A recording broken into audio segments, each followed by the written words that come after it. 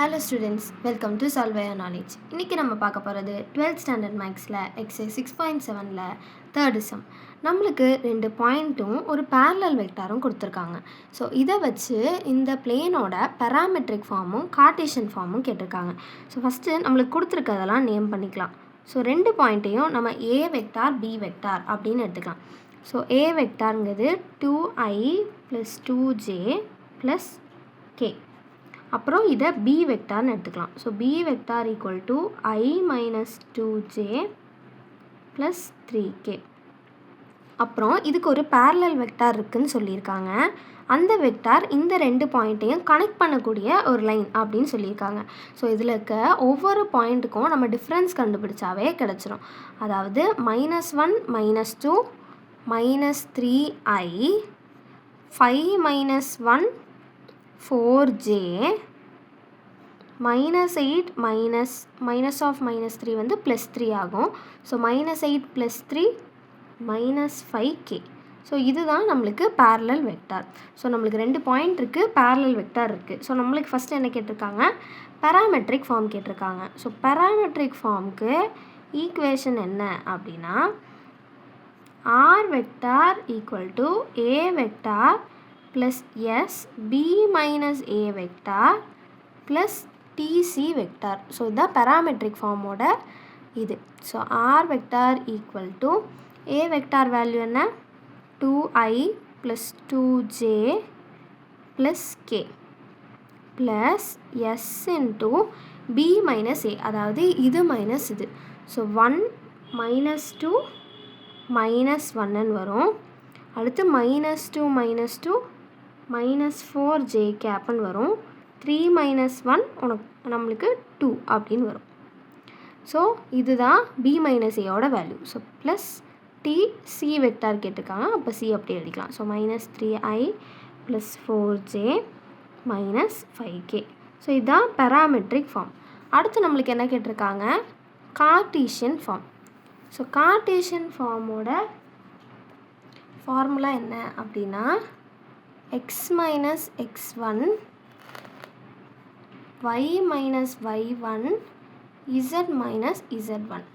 So 2 point இருக்கனால அந்த இன்னொரு பாயிண்ட்டை நம்ம x2ன்னு எடுத்துக்குவோம். So y2 - y1 z2 - z1. So கடைசியாக இருக்க பேரலல் வெக்டாரை c1 c2 c3 இதை எக்ஸ்பேண்ட் பண்ணால் நமக்கு 0 வரும். ஸோ x1 y1 z1ங்கிறது இந்த பாயிண்ட், அதாவது ஃபஸ்ட்டு நம்மளுக்கு கொடுத்துருக்குது. x2 y2 z2ங்கிறது செகண்டு கொடுத்துருக்குது. ஸோ இதை வரிசையாக நம்ம மைனஸ் பண்ணி எழுதணும். அதாவது determinant of x - x1 value என்ன, 2. அப்புறம் y - 2 z - 1. அதே மாதிரி x2 - x1, அதாவது 1 - 2 -1 வரும்.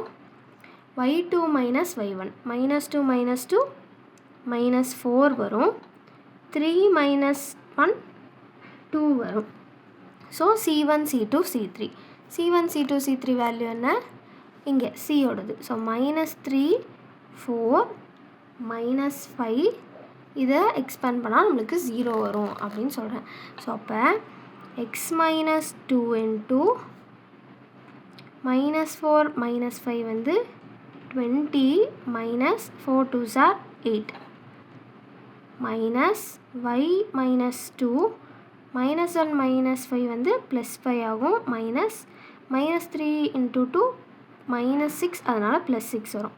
So plus z - 1 -4 sorry -1 × 4 -4 minus இது ரெண்டும் ப்ளஸ் ஆகிடும். So 4 3s are 12.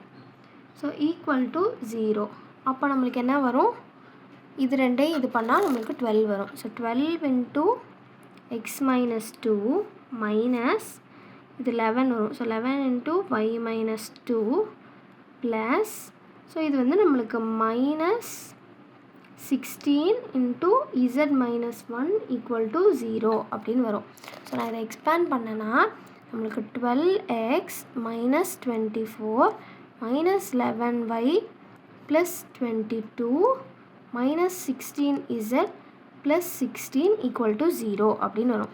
So final answer என்ன, 12x - 11y minus 16z minus 24 plus 22 plus 16 இதெல்லாம் ஆட் பண்ணால் நம்மளுக்கு +14 வரும். So that is equal to 0. இதுதான் கார்ட்டீசியன் ஃபார்மோட ஈக்குவேஷன்.